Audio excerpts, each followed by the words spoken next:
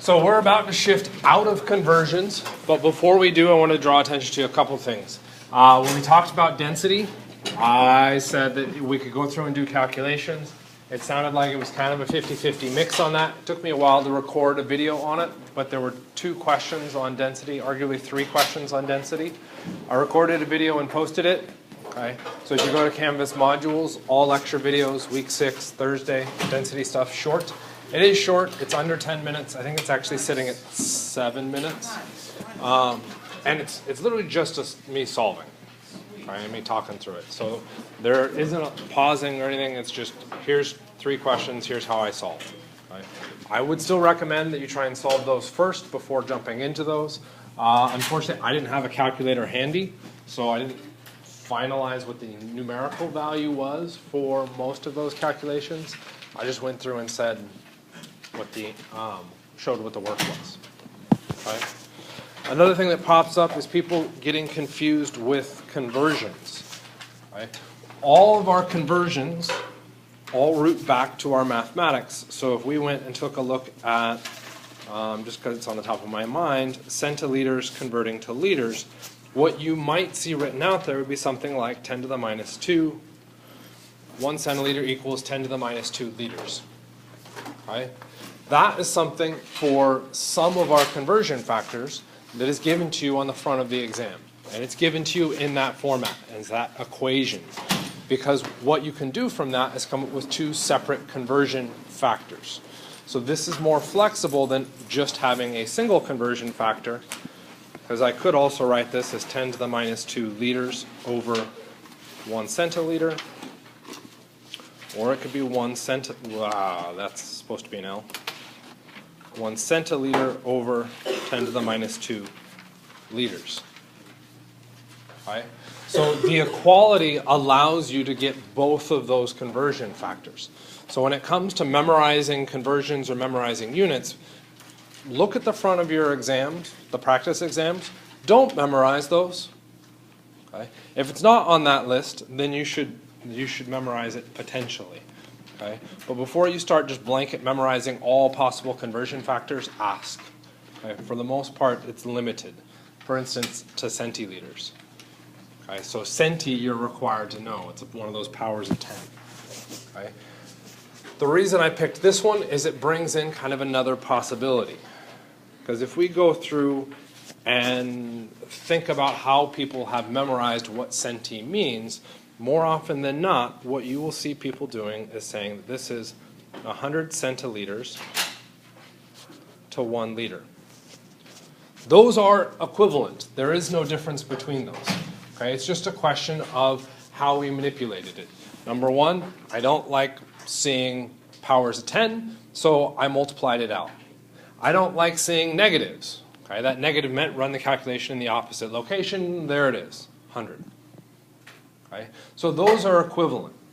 The issue I have with memorizing 100 centiliters is 1 liter is that now your power of 10, that 100, is showing up in a different location. It's showing up in front of the non-core unit. And you might say, well, that's not a big deal.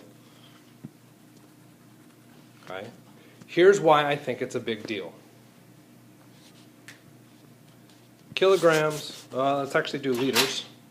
I know we don't typically look at kiloliters, but we could. Kiloliters to liters. What is that conversion?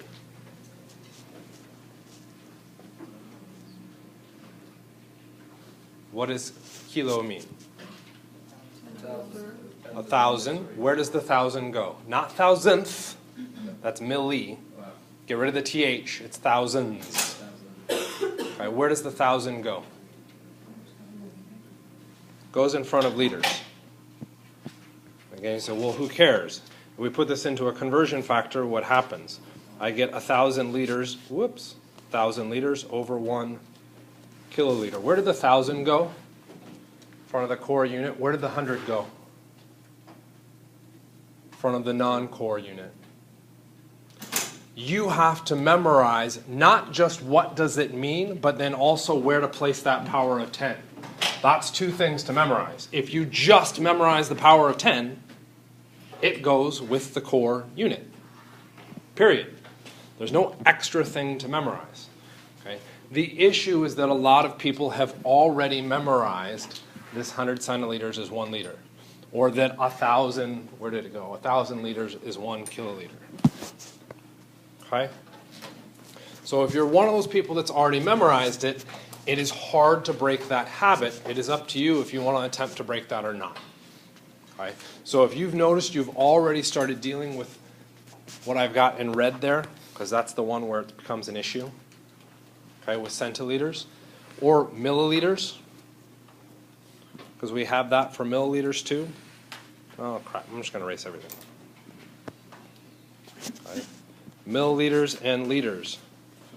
Okay. A lot of people, well, let's go through and say what I said. You need to memorize what milli means. What is milli? Now you can add the TH. This is 10 to the minus 3 liters. Our power of 10 again goes with the core unit. Okay? You will find that a lot of people have memorized that instead as 1,000 milliliters is 1 liter. They're equivalent, but when you go through to use this in a conversion factor, you can potentially swap where that thousands goes. And this is one of those things that if you ask a tutor, they'll be like, well, which number is bigger, milliliters or liters? Well, if you knew that answer, you wouldn't be having this problem. Okay? So it becomes a tricky thing to manipulate. And I've said that multiple times to students too. Well, which one's bigger, milliliters or liters? Okay? If you literally knew the answer to that, you wouldn't be having the issue of placing the power of 10 in the wrong spot. Okay? That's why I would say just memorize your power of 10 always goes with the core unit. Tie in what that lowercase m means. Don't start manipulating it and changing it to numbers that you like. Keep it in the exponent form. Okay? If you're consistent, I don't care. Okay? The issue is I'm trying to make sure you're as consistent as possible. This seems to be the most consistent for people that haven't gone through and had to memorize those other potential situations. So when you test, are you going to have like from liter to like pico or nano? So I could ask liters to picoliters or liters to nanoliters. That is perfectly fair game for me to ask. But I don't expect you to memorize that conversion. What I would do is tell you on the front of the exam, I could tell you pico units, okay, or P units equals whatever that unit is. Okay, well, what did pico mean? Yeah, that's what 12. I think it's 12. Is it 12? 10 to the negative 12. So this is what gets written on your exam. I think it gets written as the bottom one because I don't expect you to do the English translation for the top one on what pico means. Okay? So 1 P unit, 1 pico unit is 10 to the minus 12 units. Why units? Because that could be grams, that could be liters, that can be seconds. Okay? So it's setting up the equality. You then get to decide, how do I want to use that equality? Okay, what unit do I want in the numerator? What unit do I want in the denominator? Okay. Again, within this unit, it just takes practice. What I want you to do is get used to the method I'm showing you. Okay? Or any method. If you find some other method that works, that's okay as long as I can see your unit work. And that's going to be the biggest part on this. I have to be able to track your units. If you tell me to convert feet to inches is just you multiply by 12, I'm not going to accept that because it's not multiply by 12. Right? It's 12 inches is 1 foot. Okay? You have to include those units in that conversion. Okay? So as long as you go through and test methods and you consistently get it right and you consistently show units, I'm fine with it. Right? And there are a variety of ways to go through and do that. I will say the dimensional analysis is the way you're going to consistently see through this semester, and it shows up in future semesters. Okay? The whole point of doing this now is that in theory you have other methods to solve these that may not show units very well, but you have another method that you can now check your work with. That's the whole point of these conversions. Literally so you can solve it multiple ways. One way being quick and easy in your head, the other way being this long, nasty, horrible way that Mike is forcing you to do because he's a horrible person. Right? You can then compare and verify that your quick, easy way is the exact same as my nasty way. Right? And it's not because I'm being mean and nasty, it's because we could potentially encounter a conversion system where you have no idea what the units are. Not only that, but you can't manipulate those numbers very well. Okay? For instance, how many meeks are in 3.4 stoops? Meters, kilometers, and seconds. Nope, it is not meters, kilometers, and seconds. This is meeks. What the hell is a meek? I don't know. What is a stoop? I have no idea. Literally completely made it up. It's just whatever came into my head when I was typing. Right? To do this, we would need to know a conversion factor. So we'd look at the front of the exam and we'd be given that. Okay? That should be an extra ugly number. Okay? That's not a number you can do quick, easy calculations within your head, presumably. So we would need a method to rely on that we can't do in our head. We need to be able to write it out. Right? So how would we write it out? Well, what am I trying to solve for? I want meeks. So there's my meeks. What am I given? I'm given 3.4 stoops.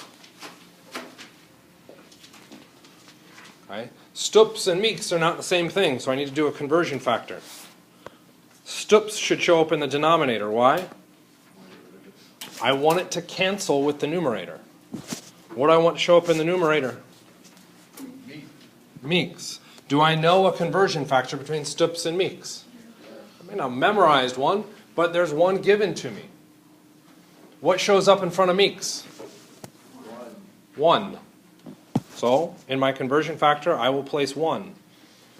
Okay. What shows up in front of stoops? Close. 4.5 times 10 to the power of 3. So that needs to show up in front of stoops. I now have a method. I know I need to divide. Now I can solve. Okay. Whereas before, you said, well, I convert feet to inches. Oh, I just multiplied. I literally can't wrap my brain around that. I can't just say you multiply for feet to inches or divide. Okay. If you can, awesome. You literally can't do that here.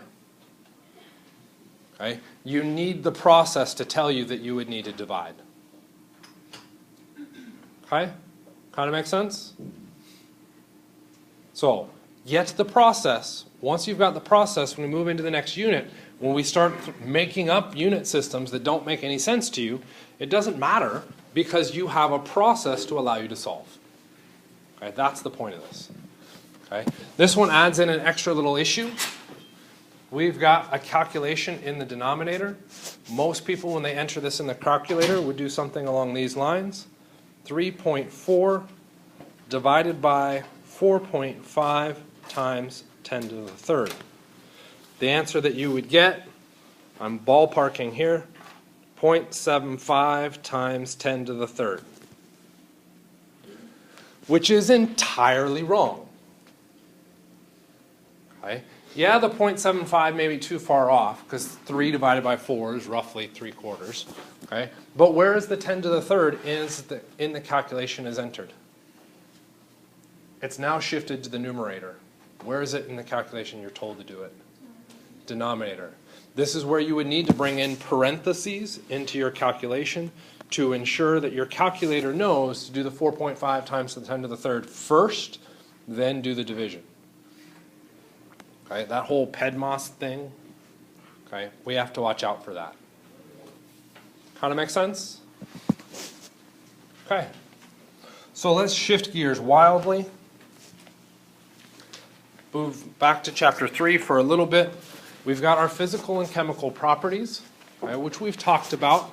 The chemical properties are the bonds, okay, what connects them. So if I look at how a chemical reaction occurs, I'm breaking bonds. Well, now we know what bonds are because we've done that. Okay, we looked at Lewis structure. Okay, Lewis structure made a molecule. So when I'm looking at a chemical property, I'm looking at breaking that bond and changing how it chemically connects to other things.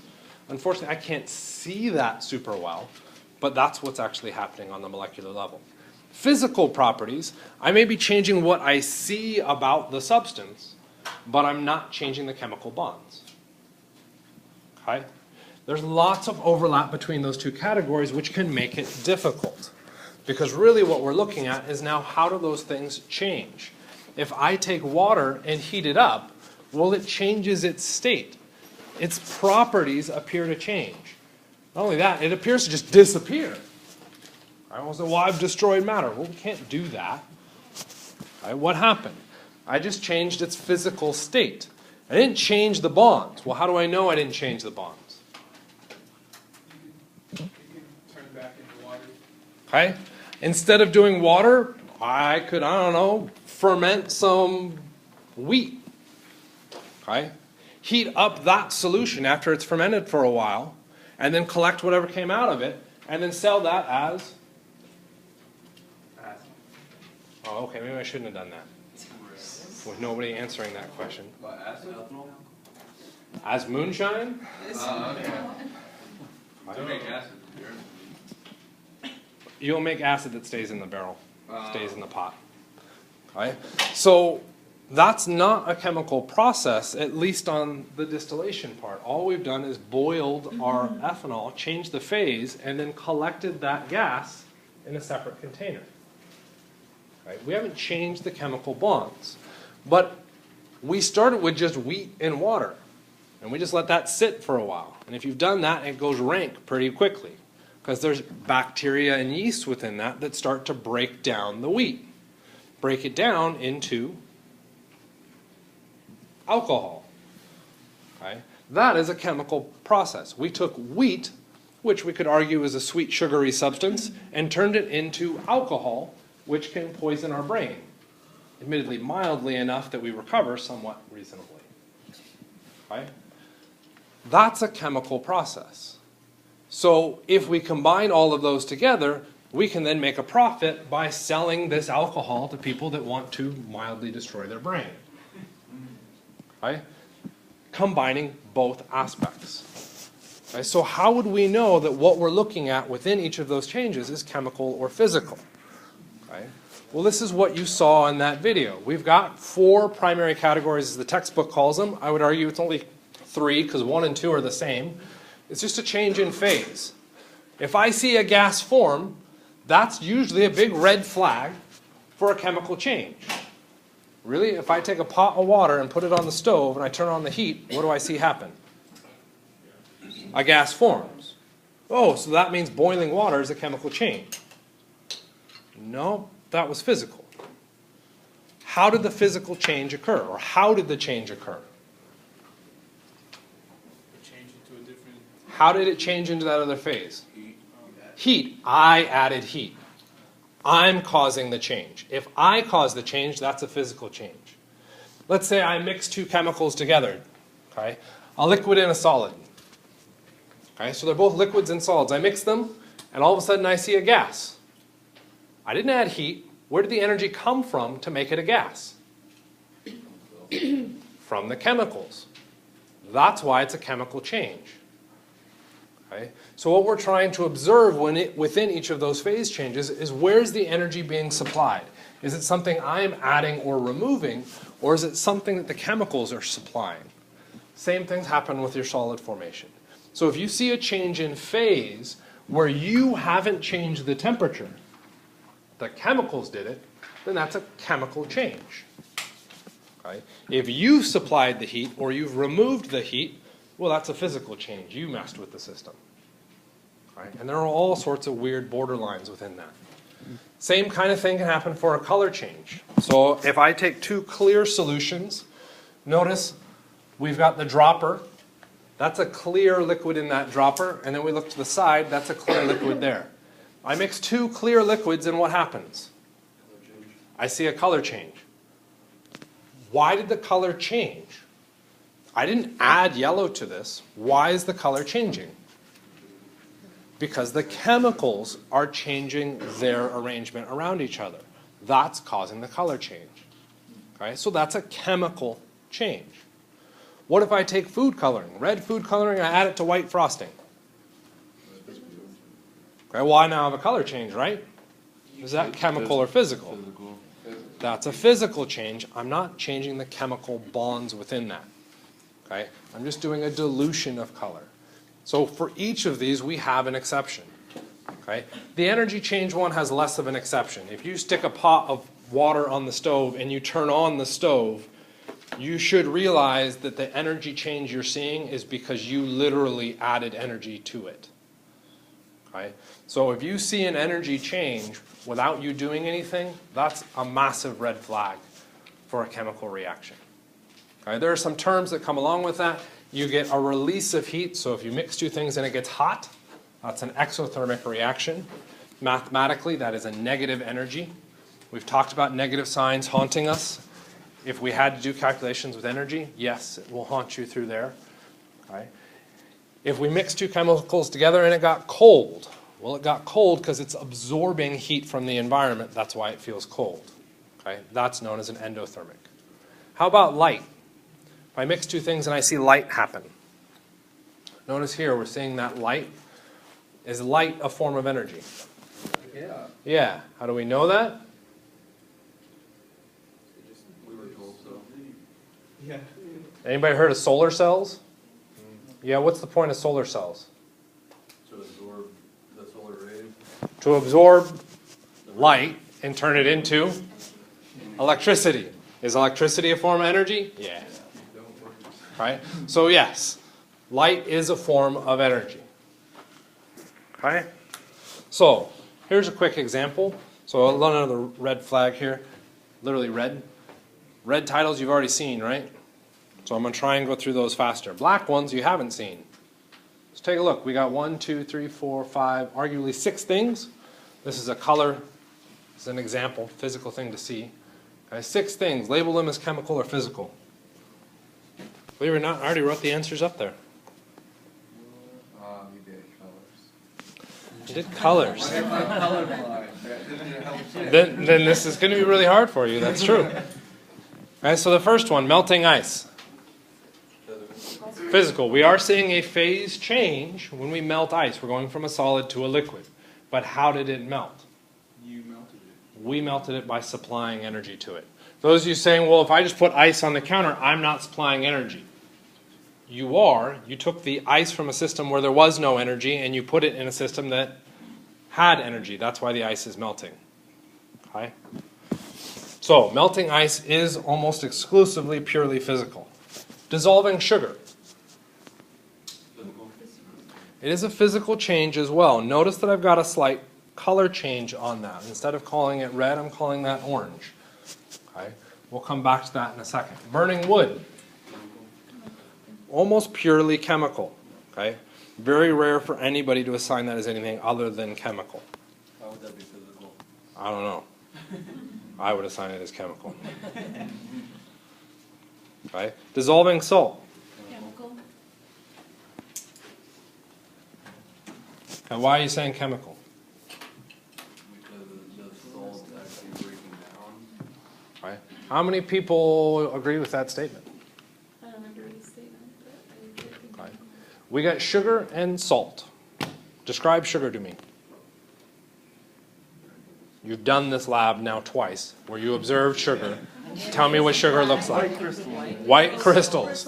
What does salt look like? White crystals. White crystals. When we're talking about dissolving, we're talking about dissolving it in water. What does water look like? Clear liquid. What happens when I add white crystals to water? Be them sugar or salt. Be they sugar or salt? Water gets kind of foggy and whitish. Okay, so we get a foggy and whitish, and then eventually it turns clear and it entirely dissolves.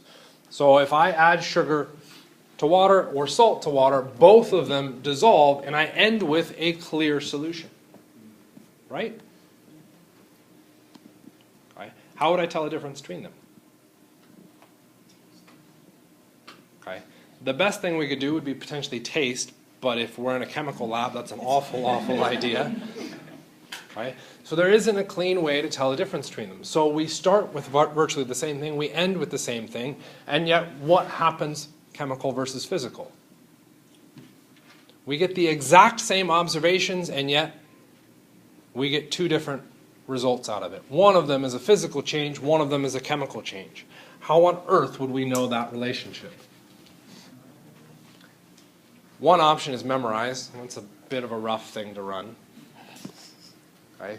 We would figure that out because we would make other tests to confirm whether it was chemical or physical. And really what we're confirming is, did we change the bonds? And it turns out when we dissolve sugar, we don't break any chemical bonds.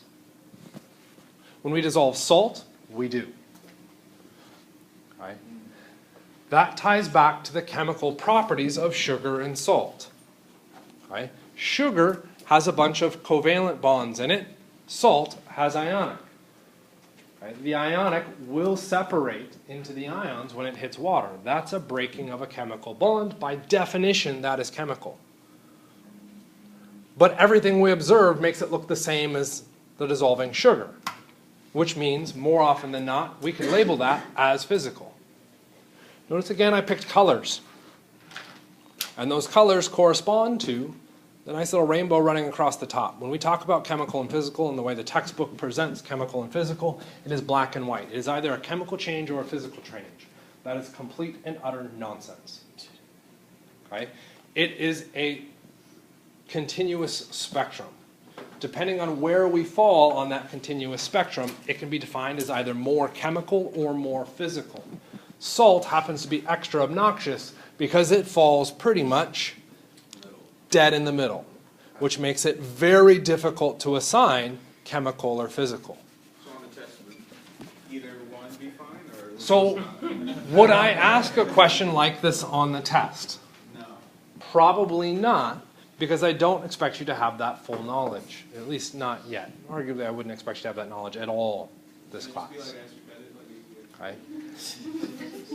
No, I do have the ability to ask this question now on the test. Why is that?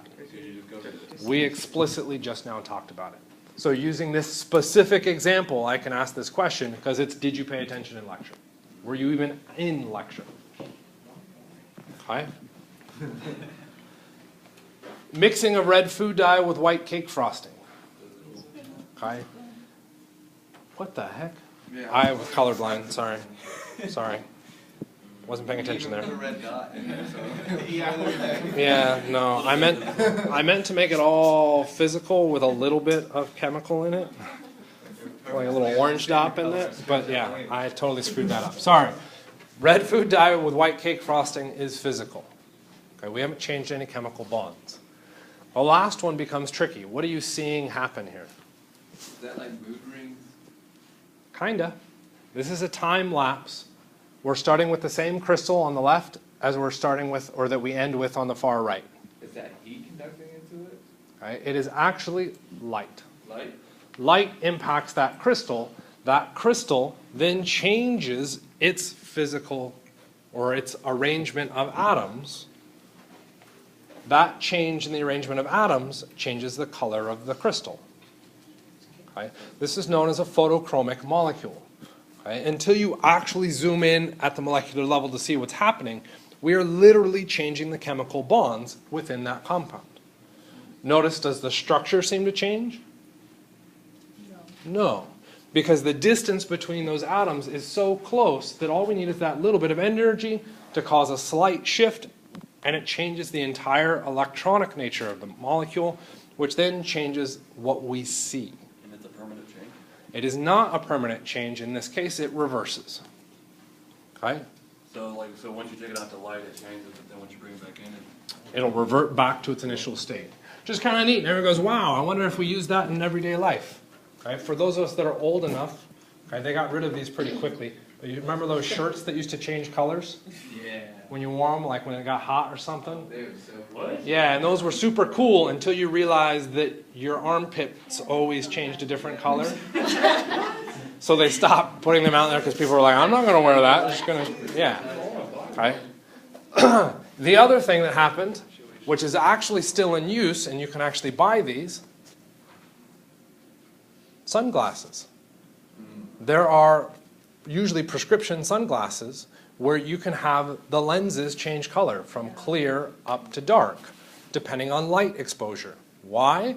Because if you walk outside and you need sunglasses, or you need normal glasses, and you walk outside, well, then everything's bright and you can't see anything. So you need to put on sunglasses. But then you need to carry around 2 pairs of glasses. If the glasses change color, you don't have to worry about it. Okay? That's known as photochromism. It's a neat phenomenon. If you want to talk to me more about that, I can, because I did a little bit of research with it. Okay. But let's just move on. States of matter in our equations. So if we look at an equation, what stuff is in there? I just went through and rewatched the video, and I got to this slide in the video, and I was just like, I don't feel like waiting for it. Physical or chemicals? Last one's chemical. Okay, because we're changing the chemical bond. Even though it reverses. Yep. And so that's something else that people like to reference for chemical and physical is a reversibility. Physical is easily reversible. Chemical is not so easily reversible. Okay? But like how you said with the ice, you'd have to melt it, you'd have to put it in light. Yeah, you do have to change its state, but the same thing with melting ice. If I want to get ice back, how do I reverse that? Okay? Same thing's happening here. Okay? That question of reversibility then is really weird, because some people say, well, physical changes are all reversible, and chemical changes are non-reversible. That's complete crap. That's not true. Chemical changes are reversible. If they weren't, we probably wouldn't exist. Okay? So they are reversible, but they're not easily reversible. Okay? Well, how many people think this class is easy? We see a few hands. How many people think this class is hard? Okay. So, no, I'm not saying it's a hate thing. It's not. That's not necessarily. I didn't say, do you love me or hate me? I said the class. Get me out of this. So if we go through and think about that, right? We had one person raise their hand for easy, and then less than half of the class raise their hand for hard. Who said easy? What happened to the rest of the class? The rest of the class maybe be like, well, it's not really hard. It's also not really easy. It's somewhere in between. Because your definition of easy and hard is different than everybody else's definition of easy and hard. So using easily reversible or easily or not easily reversible is a horrible definition, because everybody's definition on easy is arbitrary. Right? We can't quantify that. So it's a very hand-wavy argument to make. If we just acknowledge that it's a spectrum and we do the best we can with what we can observe, that's what you should be working with. Not every chemical change is reversible, right? Every chemical change is reversible. What about like burning wood? How do you reverse that into just regular wood? You're like, you totally don't reverse that, right? How many of you have seen a tree grow? What is the tree doing to grow? Oh, so chemical react, like reverse, it doesn't have to be The tree is absorbing CO2 and turning it back into wood. Oh, so it could be over like a long period. We say nothing about time. Reversibility has nothing to do with time. Reversibility just means, can you reverse the process? Can you reverse the process of burning wood? When fires Absolutely. are happening, and once all that debris goes away, then the trees start to grow again. So like Yep. a rock into a rock. Because, After millions of years, they're compressing. yep, we can change those physical So states. if you have a burnt piece of wood and you leave it there for a long enough time, it'll turn back into... So no, does it change into the exact thing, or that exact piece? No. Does it change back into That kind of plant. that kind of thing? Yes. Will you get wood? Yes. If you left a burnt piece of wood on the ground, okay, and then left it alone, came back 20 years later, guess what you're probably going to see where the burnt piece of wood was? Maybe not a tree, but grass. What is grass doing? Absorbing CO2 out of the air, turning it into wood, okay, or the rough equivalent. Okay? So yes, all chemical processes are reversible. To reverse them, what do we have to do? Usually put in insane amounts of energy. Right? Like, how does a plant turn that CO2 into wood? It doesn't just say, CO2, come here and I'm going to make you wood. What does it also have to do? All right, so you said everything. What about human existence? Once we die, we die. So, look at the chemical bonds. Look at the chemical bonds that make you as a human. Eventually, you turn into what? CO2. What does that CO2 turn into? Circle of life. Yes. Okay. That CO2 turns into our tree or our plants, which get consumed by animals. Those animals then get consumed by us. Those atoms and molecules are constantly getting recycled back through. The So- air we are breathing is the same air that was breathed hundreds of thousands of So it millions just of has years to have ago. the same property. You don't have to exactly turn it back into exactly what it was. So then what you're trying to do is say, what is the identity of a thing? That is an entirely separate question. That's now for philosophers, okay, or religion. Okay.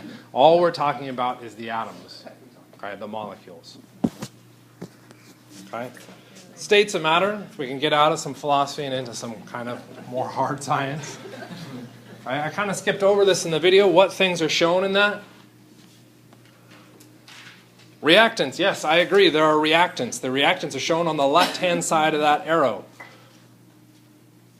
Products, I agree. Products are also shown in that. They're on the right-hand side of that arrow. That arrow is effectively our equality, saying we're converting reactants to products. What else is shown in that reaction?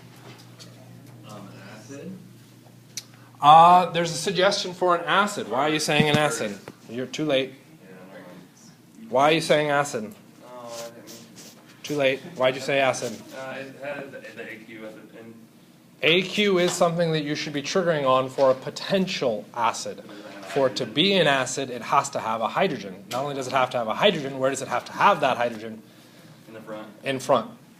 Do we see a hydrogen specified with that? No. So we can't call that an acid. What does the AQ mean? Aquarius. Close. Aqueous. It's okay. They have the same origin, same root. It's dissolved in water. Okay. What does the S mean? Solid. L. G. Gas. We have the phases specified in our chemical equation. This is also one of the reasons why I don't like teaching the next level of general chemistry, because we expand these equations outward and we have to specify the phase when? Every time. And it's insanely tedious and I don't like doing it. Right. And if I don't like doing it, I don't want to teach it. Okay, every time, anytime you write it. Anytime. And so even this semester, we should really be writing the phase every single time. Okay? It's a tedious process, but it's important. That's information that's within this. Okay? There's another useful piece of information in this. How many A's do I need to make a C? Sounds kind of weird, but I need 1A. How did you know it was 1A?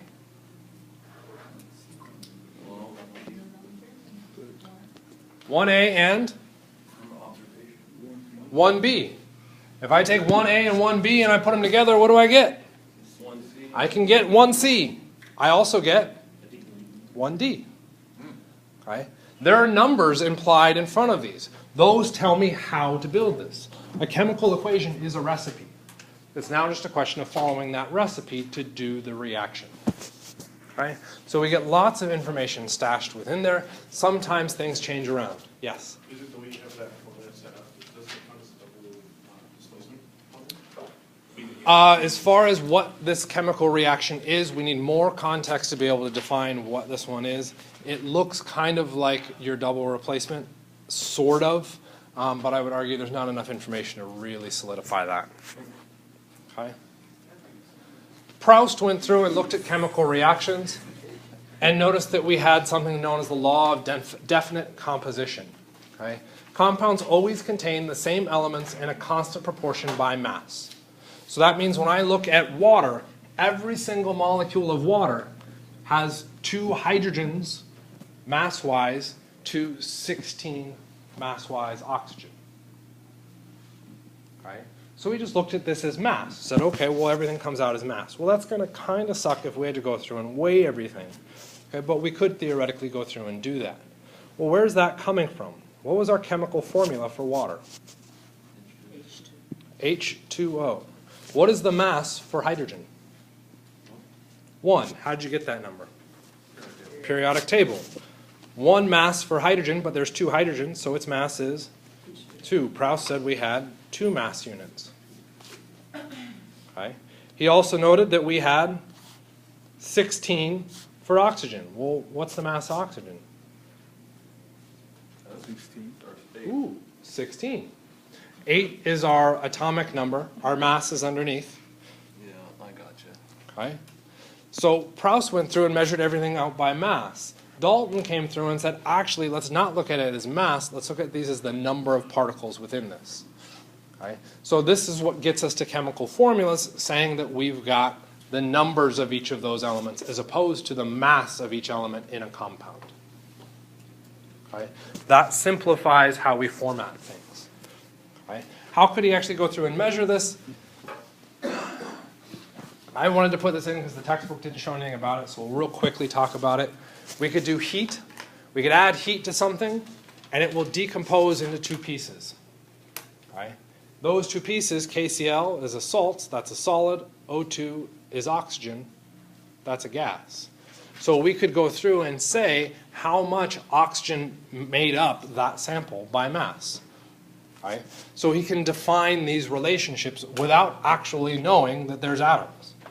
Electrolysis, we can do something similar. Right? I can pump 20,000 volts through some metals, and if I'm lucky, I can actually get ions turning into metals. And again, I can find out mass relationships. Another one is combustion. Okay? I can throw my organic compound, burn the crap out of it, and then isolate the different pieces that come out of it. Okay? And tie that back to mass. It's a neat little observation, but really what it comes down to is Dalton's theory that we're looking at now the numbers of atoms in our molecules. Remember, Dalton's theory had some massive flaws. Okay? Rule 1 was wrong because what was rule 1? Okay. So it is indestructible, or it's not indestructible. How do we know it's not indestructible? We can split them down. Into Isotopes, or subatomic particles, right? This was our protons, neutrons, and electrons. Right? All atoms in an element are identical and have the same properties. Why is that one false? they're not all identical. Why are they not all identical? What changes when I look at the properties of different atoms? Isotopes comes in now. I can have the same element and it will have different properties because it has different neutrons. It weighs something different. Okay? Atoms of different elements will combine to form compounds. Yup, that's true. Compounds contain atoms in small whole number ratios. Again, true. To make a compound, I have to use at least a single atom. I can't divide that atom into smaller pieces. And atoms can combine in more than one ratio to form different compounds. Okay? Two guys walk into a bar. The first one orders a glass of H2O. The second one orders a glass of H2O also. You're like, but that wasn't the punchline. I know, I was just testing. Okay. Chemical reaction. So let's look at a chemical reaction. Solid sodium hydride reacts with acetic acid to produce aqueous sodium acetate and hydrogen gas. Does that look like the chemical reaction we just talked about?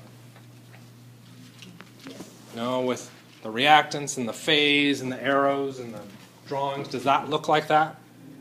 No, it doesn't look like that. Guess what we have to do? Translate. You have English. Right? I don't want to look at English. I want to look at chemistry. Convert that into a chemical equation.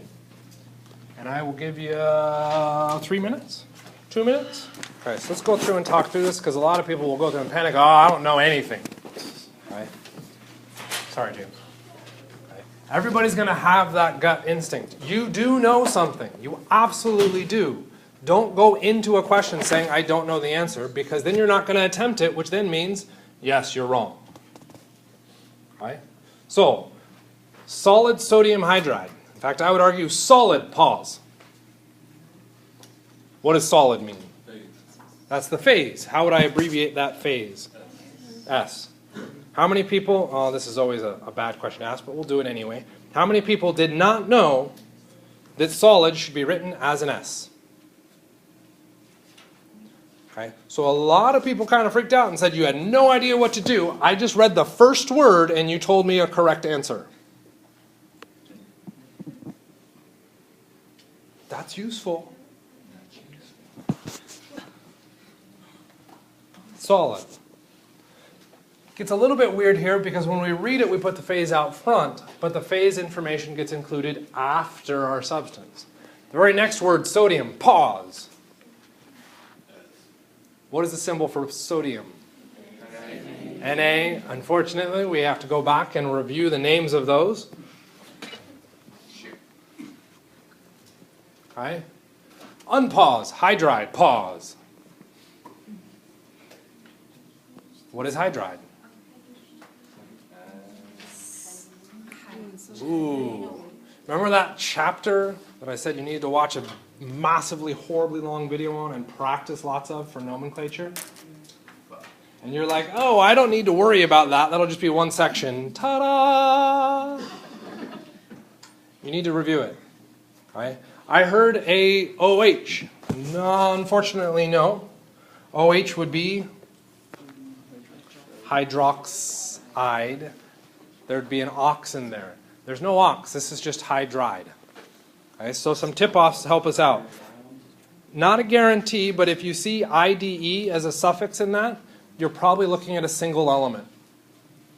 Okay? There are exceptions to that rule, hydroxide being one of them, cyanide being the other. Okay? If it's a complex ion, it almost always ends with a TE instead of a DE. So T as in tango is your complex ion. D as in dog is a single element. Okay? Well, hydr as a single element is probably hydrogen.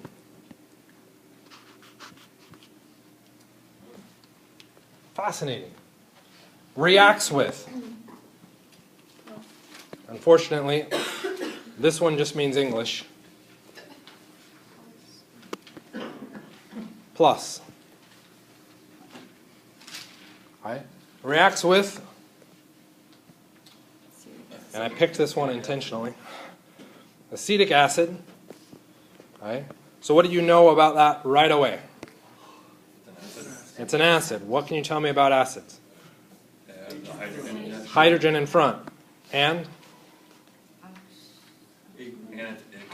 AQ. You may not know what's in the middle there, okay? But maybe you just eliminated a multiple choice answer. Write the information down. Okay? How do we figure out the acetic? Ic means we're looking at our acids. We need to replace the ic with 8. Okay? I ate too much, so I became sick. Okay? So I'm looking at the complex ion acetate. Well, thanks, Mike. That doesn't help me. It should help you because you were told to memorize what acetate was. And because you memorized it, you memorized that it was C2H3O2. Good job. Okay. Now I've got to repeat colors. It's going to show up here in a second in theory. In theory. Okay. I'm attempting frantically to reconnect. Yeah, that's fun.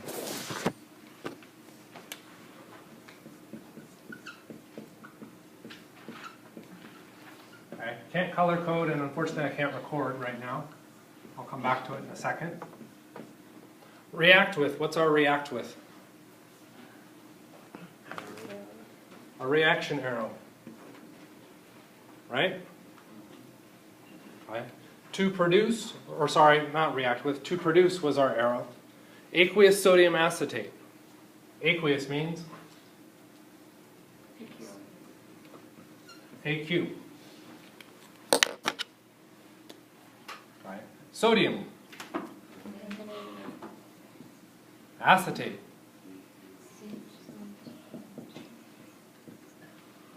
And? Plus hydrogen gas. H gas. I'm going to leave it as H gas for the moment. Okay. Now what you might be thinking, oh, well, what I don't know, yes, thank you, Mike, I can write all that down because I did all the memorization on it, but I don't know how much of each of those things I'm supposed to put in there. Yes, that is important. That's the next layer on top of this. Okay. To do that, you would need to have memorized charges. What is the charge for sodium? Group 1 column? plus 1. Hydrogen. Ooh, that one's a tricky one. Because it's hydride, it's negative 1. Is that formula balanced? Does the charge balance out? Yeah, plus 1 minus 1 would equal 0, which means it's correct as written. I don't need to change the amounts of sodium or hydride. How about for the acid? I do the same thing. Charge on hydrogen is a plus 1. Notice it's changed now because it's hydrogen, not hydride. Right? The name changes, the charge changes. What is the charge on carbon? Rhymes with relevant. Sorry, it's the best word. Irrelevant. Sorry, that's all I had. Okay, why is it irrelevant? I'm not looking at carbon. What am I looking at? I'm looking at acetate. What is the charge on acetate? -1. A -1. Do those balance? Yes, don't have to mess with it. Charge on sodium? +1. Charge on acetate? -1. Balanced. I don't have to change any of the numbers. Charge on hydrogen gas? This one's tricky. 0. 0. Right. How would you know hydrogen gas is a 0? We'll kind of approach that in a little bit. Okay. But it is defined, anything in its elemental state is defined as 0. It's always assumed to be balanced of protons and electrons. Okay. The one thing that's problematic within this is this hydrogen. Everything else is spot on perfect, but that hydrogen is now wrong. Okay. Hydrogen gas is not H gas. What is hydrogen gas? H2 gas. Anytime I see hydrogen all by its lonesome self, okay, in a neutral state, it must be written as H2 gas. Why? Because hydrogen is part of an elite club that whenever it's in its natural state, it is now so reactive that it has to react with another atom of hydrogen to become H2. This makes it what is known as diatomic, 2 atoms. You're required to have that memorized. Right? So if we go through and look at our equation, ta-da, there it is. Amazing. Right? What are the diatomic molecules? There's a lot of stuff freaking out on here, so let's go through and look at them. We have hydrogen, nitrogen, oxygen, halogens, all of our halogens, fluorine, chlorine, bromine, iodine. Okay? You're required to memorize those. So there's 7 of them. You need to know that those elements, when they show up by themselves, are diatomic. Okay? So how can I go through and do that? Well, the first way would be to kind of look at the shapes. So I have nitrogen, oxygen, fluorine, chlorine, bromine, iodine. That looks roughly like what number? A 7. How many did you have to memorize? 7. So cool, there it is. It tells me. How many are in that? 6, not 7. Oh, that's right, because I forgot one. Hydrogen. So I can sort of let the periodic table tell me which ones are diatomic. There's my 7 shape. Oh, but that's only 6. There's the extra one. Okay. The other one, if you happen to like ice sports, go Germany, I guess. Okay. We have a hockey stick and the puck. There you go. Okay. Clearly you can tell where my favors lie. The other way that I would memorize it, or I have memorized it, is a mnemonic device. Have no fear of ice-cold beer. First letter.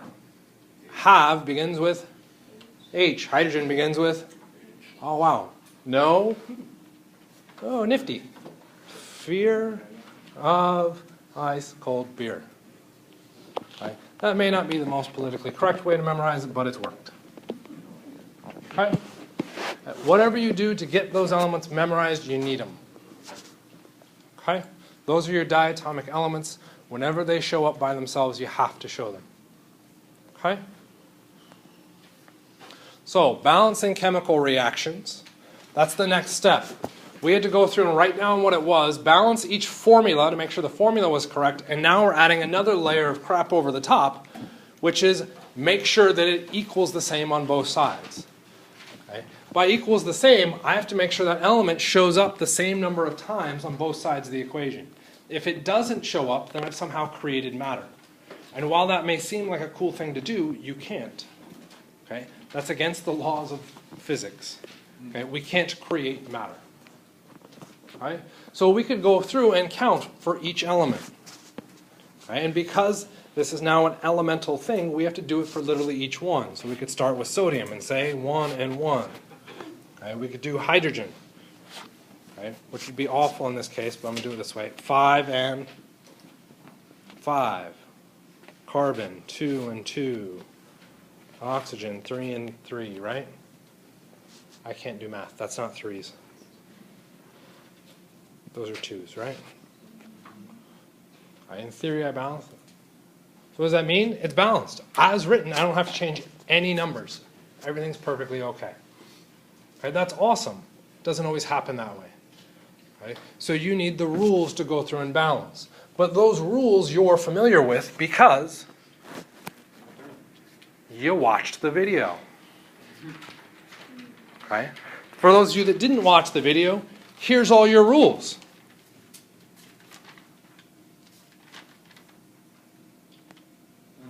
One, two, three. Balance them.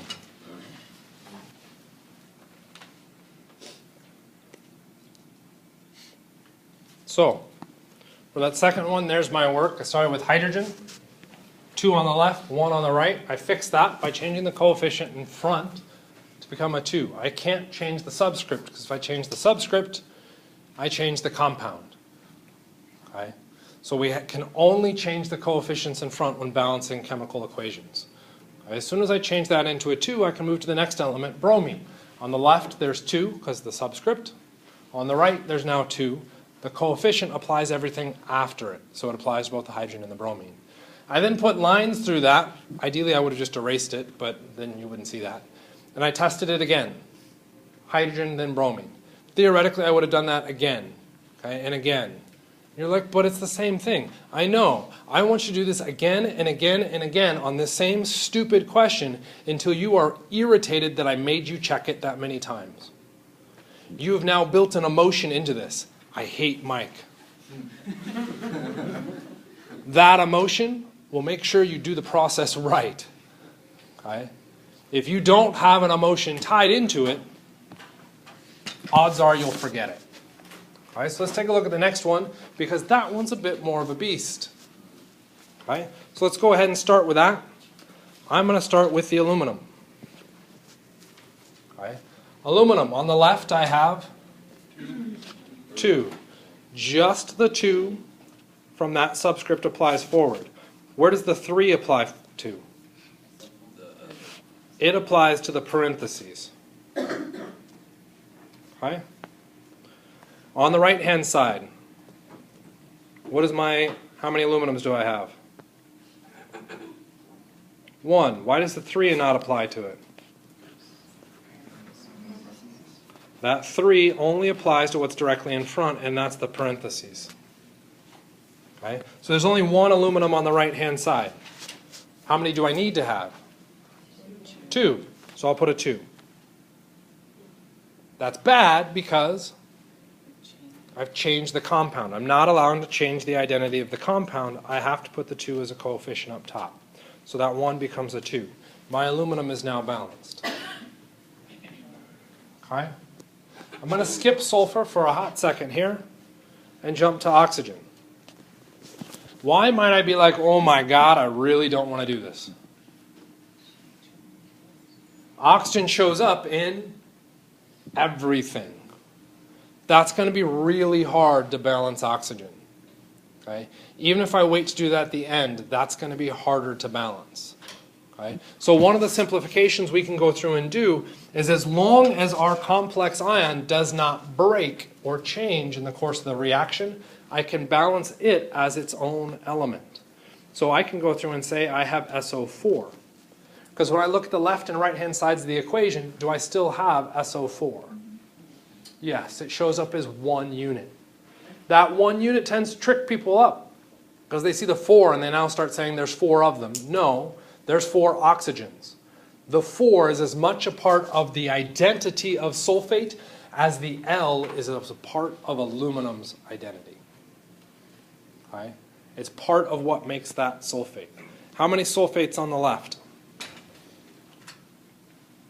This would be the left-hand side. It's 3. We have a 3 that applies to the parentheses. What's in the parentheses? SO4. What is sulfate? SO4. So how many do I have? 3. Okay. The 4 applies to oxygen, not to sulfate. It applies to oxygen. Okay. I don't want to balance oxygen. I'm balancing it as SO4 as a new unit. Okay. On the right-hand side, how many sulfates do I have? Okay. I have 1. Remember, that is my entire unit. Okay. There's only 1. I need 3. What can I do? Change the coefficient. I can move to the next element. We got barium. What do they do with dead chemists? Sorry. Not really, because I keep doing it. Okay. How many bariums on the left? 1. Bariums on the right? 3. Remember that 3 applied backwards to everything, including the barium. So those don't balance. What do I need to do? Put a 3 in front. How many nitrates on the left? Just 2, right? That applies to the parentheses. It is true, there are 2, but the 3 applies backwards. So I have 3 of that repeating. Each of those having 2, I've got 6. On the right-hand side, how much do I have? Where'd it go? There's that 3 and the 2 applying backwards, and I've got 6. Nitrates balanced. Now what do? Exciting. I get to erase all of my work. Yay! I always like erasing all of that hard effort that I put into this. And now what do?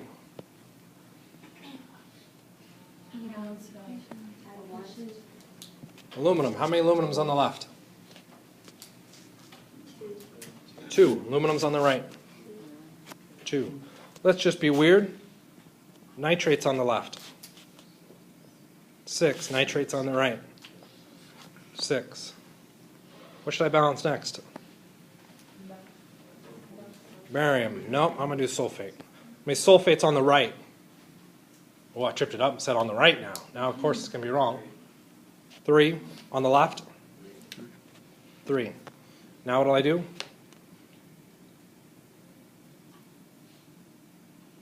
What do we do to dead chemists? Barium on the left. 3, right? 3. Now what do? Do it again. Okay, do it again. Every time you balance an equation, you either know you're right or you know you're wrong. There is no in between.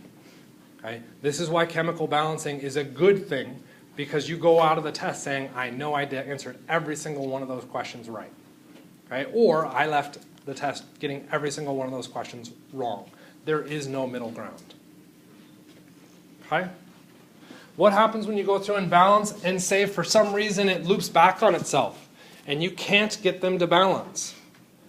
You probably screwed up one of the formulas. Okay?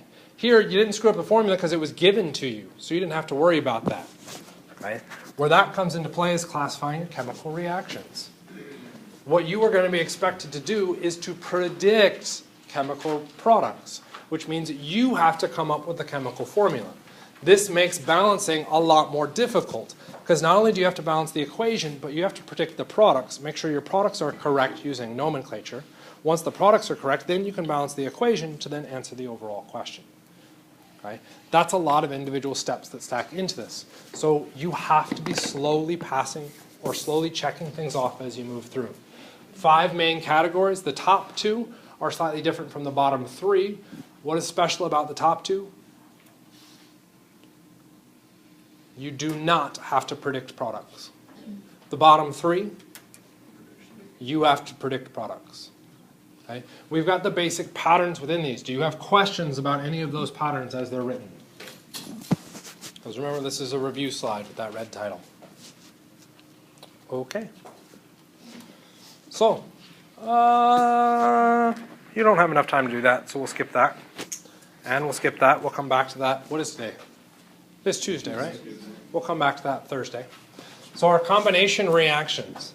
Okay? The textbook outlines 3 different ones. Okay? With those rules, you can predict products because you have those rules. You are not expected to memorize those rules. You're expected to use them. When? On the test means you had to know those rules. The homework, which you're doing. Lots of. Okay? So, magnesium metal, is that the one we did in the video? I don't remember. It's the first one, so I'm going to guess yes. So let's move to the blue one. Sulfur solid reacts with oxygen gas to produce sulfur dioxide. How do we go through and approach this? Well, what is the symbol for sulfur? S. What is the symbol for solid? S. Reacts with plus oxygen gas, O gas. Needs to be O2 because, have no fear of, it's a diatomic element, to produce sulfur dioxide. What element is dioxide? I don't know what element dioxide is, but oxide is O, and di must mean 2. You mean nomenclature? Yes. Do you know the phase of the sulfur dioxide? No. Should you specify it? No. You don't know it, don't worry about it. Okay? Decomposition reactions. Let's do that one. Metal hydrogen carbonates decompose to give a metal carbonate, water, and carbon dioxide. So let's quickly run through this. Sodium hydrogen carbonate decomposes into what? Okay. This requires that you have that previous statement. So if we go through and try and simplify this, we've got sodium hydrogen carbonate, NaHCO3. Hydrogen carbonate is HCO3 with which charge? Good, you memorized that. -1. Sodium +1. That formula is correct. Wasn't told the phase, so I can't specify it. Decomposes into, there's my reaction arrow, now I have to predict. Okay, according to the statement, metal hydrogen carbonates decompose to give a metal carbonate, water, and carbon dioxide. Which element is the metal? Sodium or hydrogen carbonate? Sodium is the metal, and we know that because it's to the left of the staircase. Right? So our answer gives a metal carbonate. Well, that's sodium carbonate with CO3. Oops, I ran out of space here. Plus water, H2O, plus carbon dioxide, CO2. I'd be wrong, because what did I forget to do? Charge on sodium is +1. Charge on carbonate is -2. That formula is incorrect. Fix it. That'll be our quiz within the first 5 minutes of class on Thursday, and then we'll go back and do practice.